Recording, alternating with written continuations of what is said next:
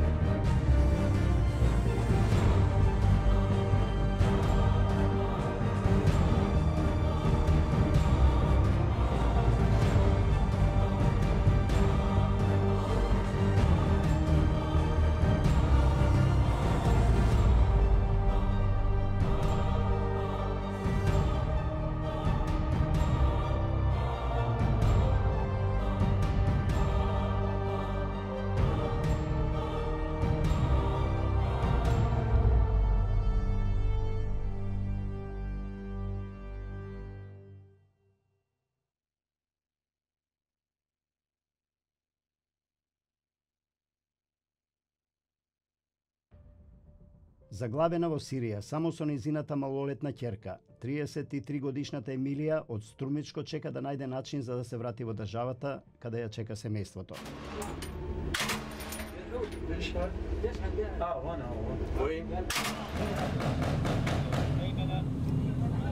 Емилија родена во 1985 година. Откако завршила средно медицинско образование, се омажила во Кумановско.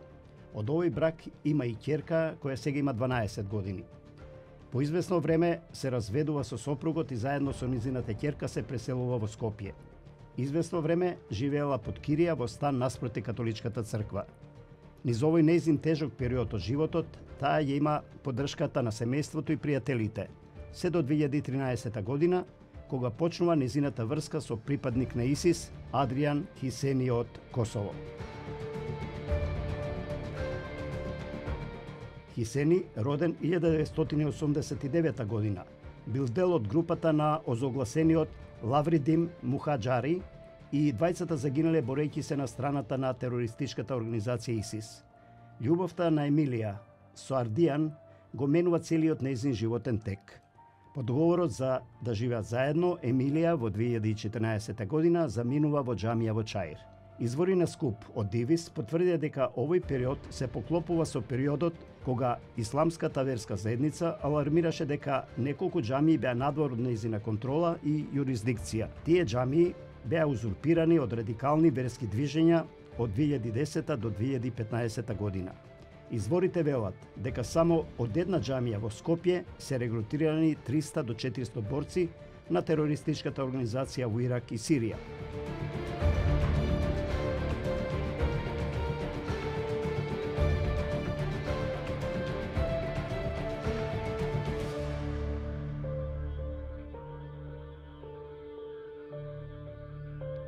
Емилија оттаму се префрла на Косово за да живее со незиниот иден сопруг. Таму раѓа машко дете, кое го остава во семејството на Хисени и него води за Сирија.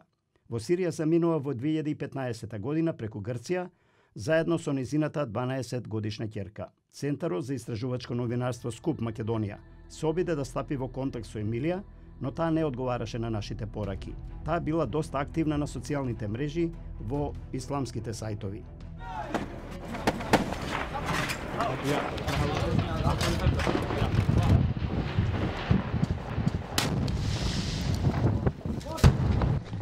По 3 години останата сама со ќерката и без трошка надеж, сега бара начин да се врати.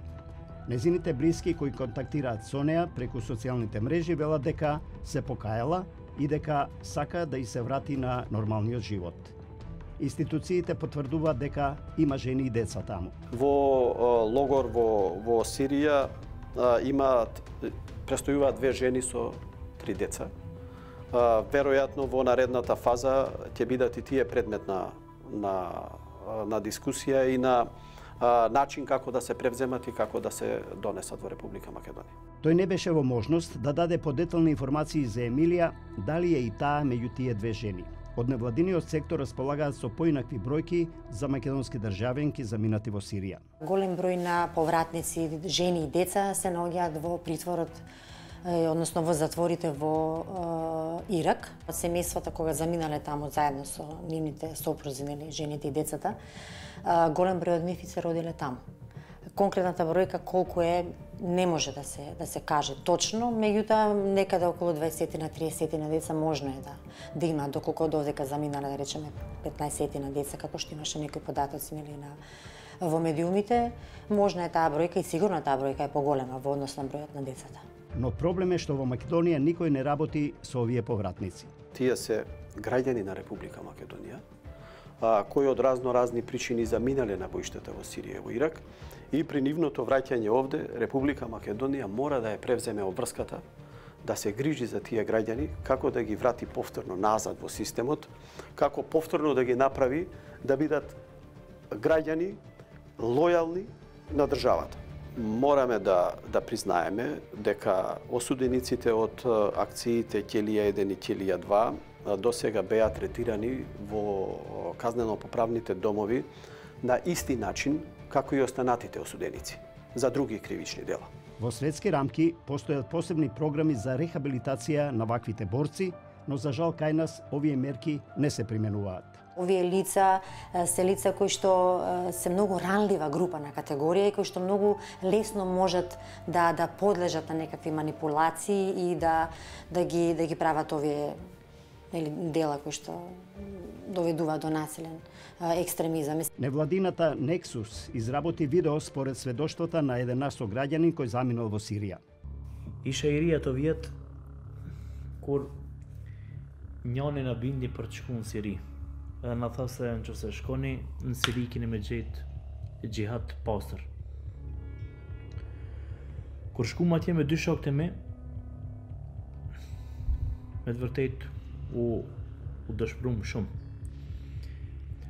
U dëshpërova dhe unë vetë se çka po është me sytë e mi.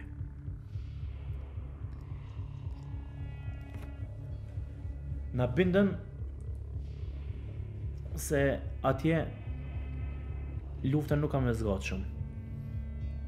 Edhe se populli musliman ka me egzu shtetin e vetë. Na thanë se do të na gjejnë edhe punë, na thanë se kanë me na i dhanë edhe ka një shtëpi.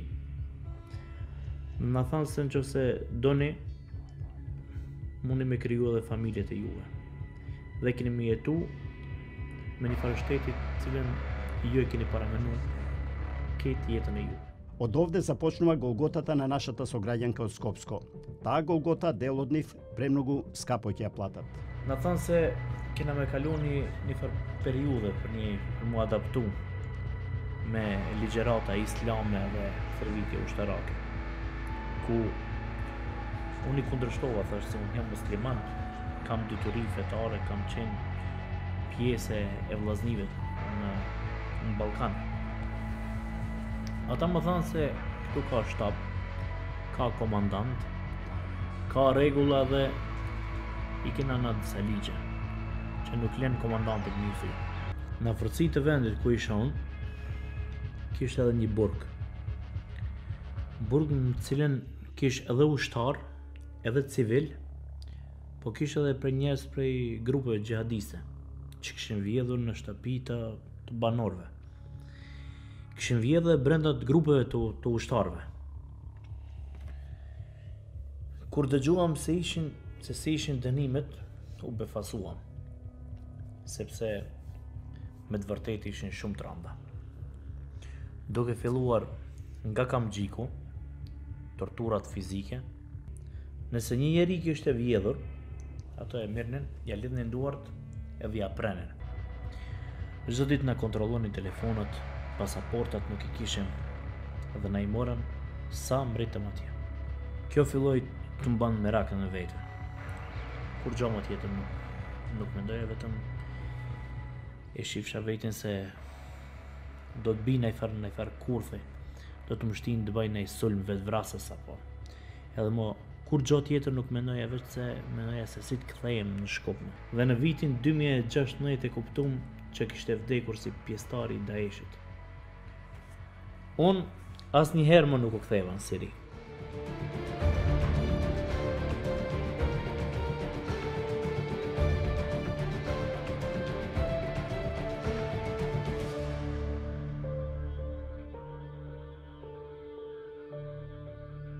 Официјалните податоци на Министерството за внатрешни работи до кои дојде скуп велат дека околу 150 македонци заминале да се борат во Сирија и во Ирак од почетокот на воените дејствија во овие земји.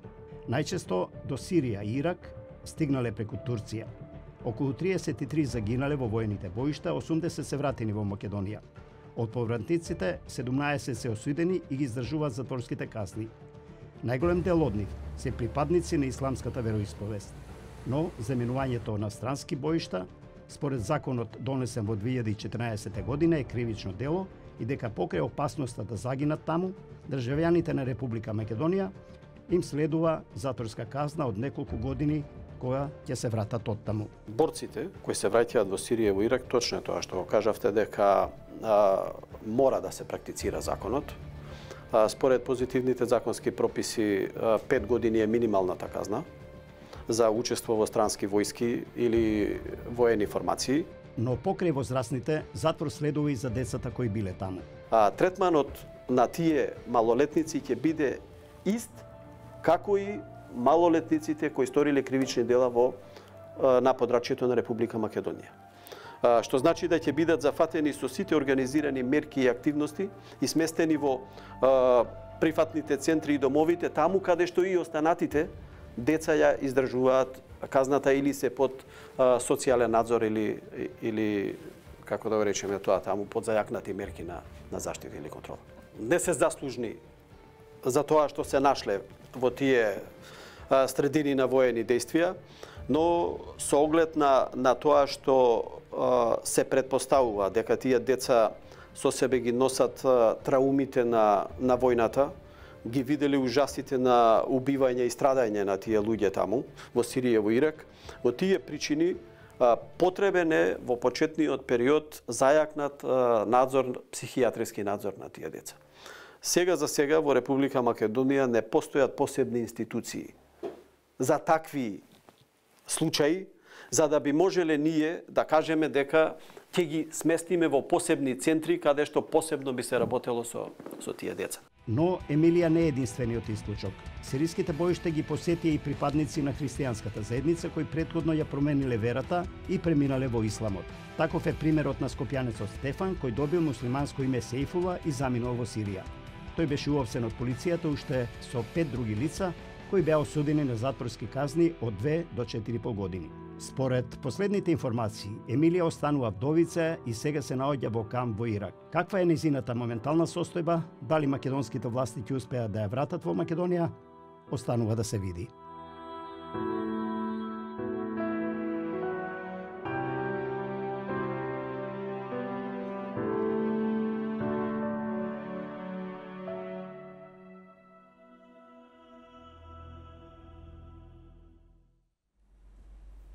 Да, тоа е видеосторијата и шокантна и потресна на колегите од веб порталот Скуп. Тие работат истражувачки Центар за истражувачко новинарство, да не ги замерат. Да, точно. Реков на почетокот дека имаме соработка со нив да ги објавуваме нивните истражувачки истории. Ова е најновата. Наредниве 10 минути поканивме гостин токму да разговараме околу сето ова што беше загатнато во овој документарец. Ја поканивме и ја гледавте, имаше изјава и во документарецот, Афродита Муслиу. Таа доаѓа од невладината, граѓанската невладината Нексус, граѓански концепт за превенција и справување со насилен екстремизм. Так. Добро дојдовте во студиото на Еден ТВ. Видовме нешто што изјавивте. Тука кажаа дека практично во Македонија и нема програма за ни за превенција, ни за рехабилитација и ресоциализација на повратници од боиштата таму и дека дури и во затворите не се работи на тоа, но таа проблематика вие подобро ја познавате, па би сакал на гледачите на Еден ТВ да им кажете Така. Најпрво сакам што практично не работиме, а треба да работи. Да, така. Најпрво сакам да кажам во однос на бројките кои што беа споменати во овој прилог, каде што говориме за лица кои што во моментот се наоѓаат, жени и деца во логорот, и она кој што јас зборувам за лица кои што се заминати таму. Веројатно тие бројки се и за Косово и за Македонија, не е само само за Македонија. Значи тоа е за Косово и за Македонија, но неблагодарно многу да зборуваме за бројки, затоа што гледаме дека сите овие бројки дека точно знае што е како е. Ова се бројки дознаени од медиуми, од различни конференции на кои што ги посетуваме, истражувања кои што се правени на оваа тема и слично. Нексус граѓански концепт како невладина организација, кога зборува за овој феномен, ги гледа, има две поедини точки. Најпрво зборуваме за поединецот, значи индивидуата. Што сакаме да знаеме овде? Кои биле мотивите и причините да тој замине таму? За да оди во една таква конфликтна место каде што има... Тоа веројатно и за гледачите ќе се запрашат. Како една млада девојка, етничка македонка во случајот православна, да речеме, условно, како стига, како успева да влезе во таа мрежа? Сакам тоа да ви кажам, дека ние тоа го истражуваме и овие драйвери, мотиви и причини до сега не се конкретизирани исклучиво за нашата држава.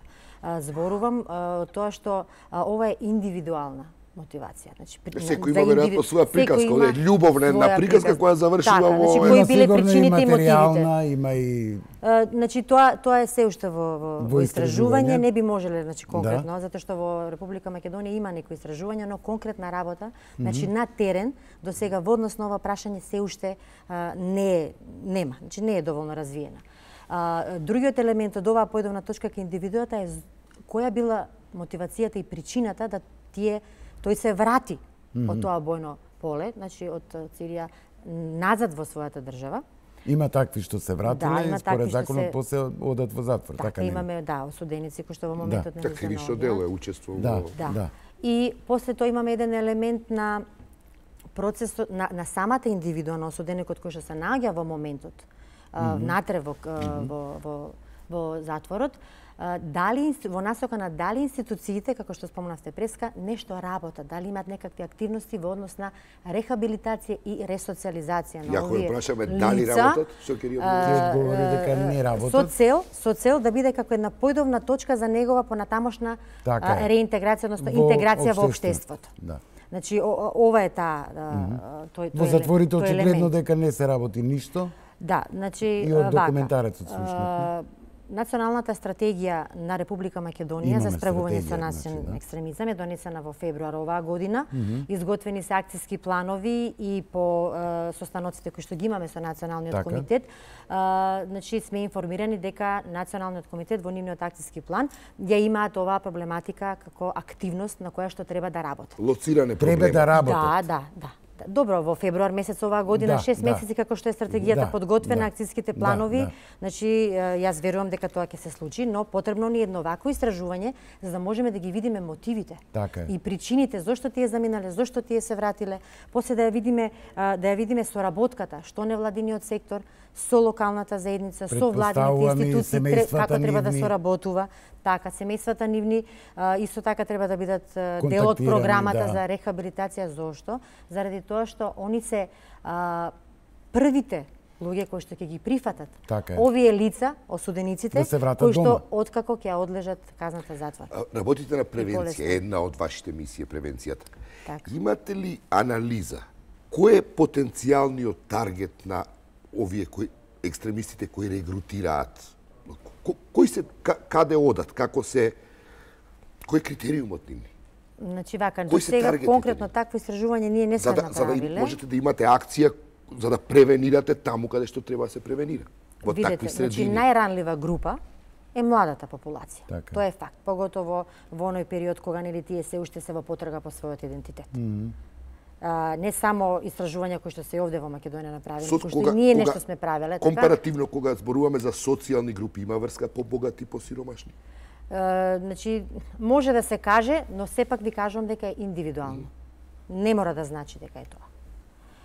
Многу истражувања и во регионот, значи на Балканот, па и во Европа, покажуваат дека секоја индивидуа си има свој мотив и своја причина. Затоа е многу битно да овие работи се конкретизираат, значи ние имаме Да има точни информации. точни информации за да може да се изготви една програма која што ќе биде структурирана исклучиво за оваа категорија на лица кои што во моментот се наоѓаат во на боиштата таму. не, во затворот, во затворот, во Македонија. И си се во зборувам за дефанзива. повратниците. Има ли проекција која е бројката на луѓе кои ќе се враќаат назад, бидејќи тоа е во некаква фаза на распаѓање таа војна структура на среќа.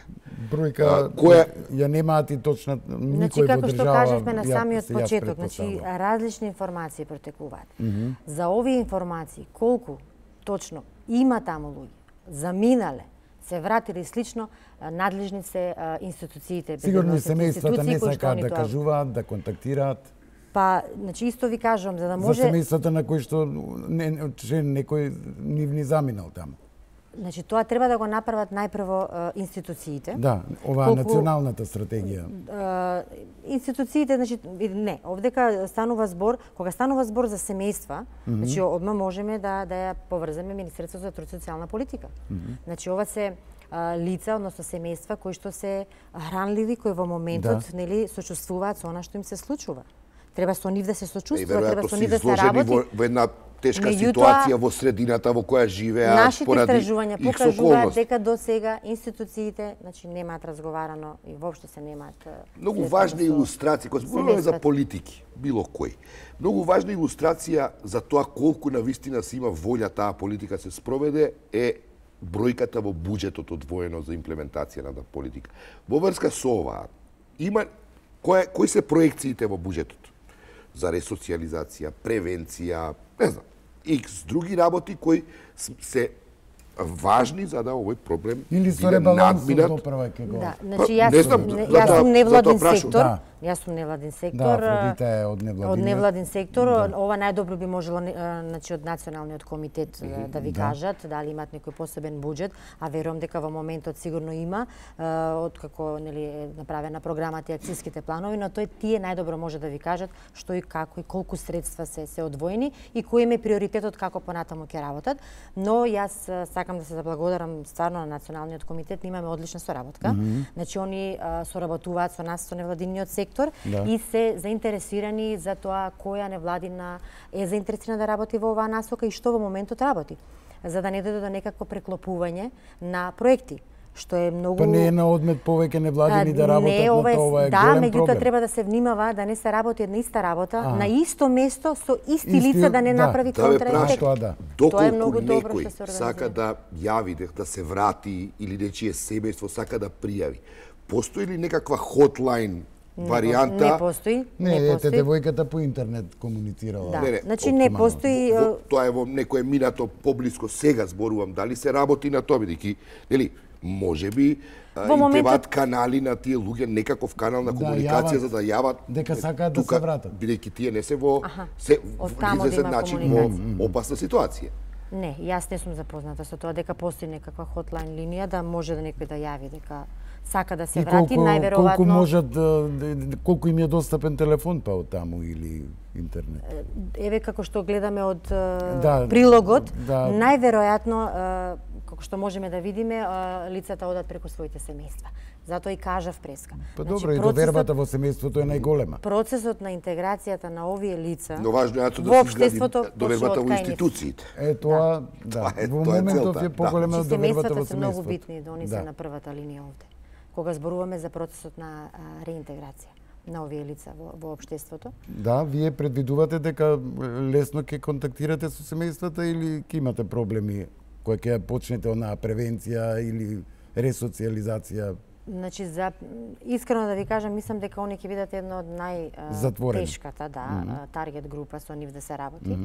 Но искрениот пристап, кога сакате да им помогнете и да им кажете дека тие лица треба да бидат дел... Прво ќе треба на семејствата да им да ја стекнат довербата во институциите и во невладините, да. Значи вака, за невладините организации можеме да кажеме дека колку толку уживаат многу повеќе кредибилитет. Повеќе неголи институциите и затоа е неминовна соработката на невладиниот сектор. Што е со едукацијата? Постои ли мониторинг на едукацијата? Како се учат децата на што за да се избегне да еден ден бидат жртви на некаков екстремизам поврзан со религиозен во случај?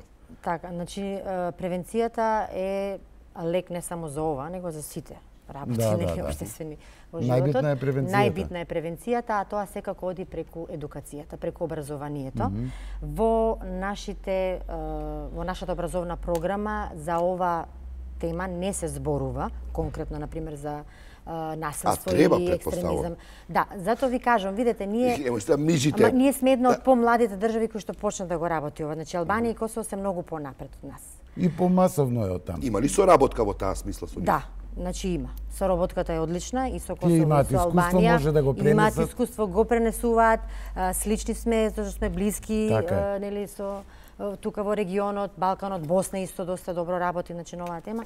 Така да превенцијата, значи, е основно нешто и целта на невладините организации е да овој дел за превенција, исправување од превенција од радикализација која води до насилен екстремизам, да во иднина биде дел од образовниот процес. Особено во средните училишта и тоа. Да прекинеме и да заблагодариме на Афродита. Терминот на Александар кој ги има најновите вести. Ние дадовме еден кус вовет за изјавата на понешниот претседател Бранко Црненковски, но повеќе за сите новости во вестите со Александар.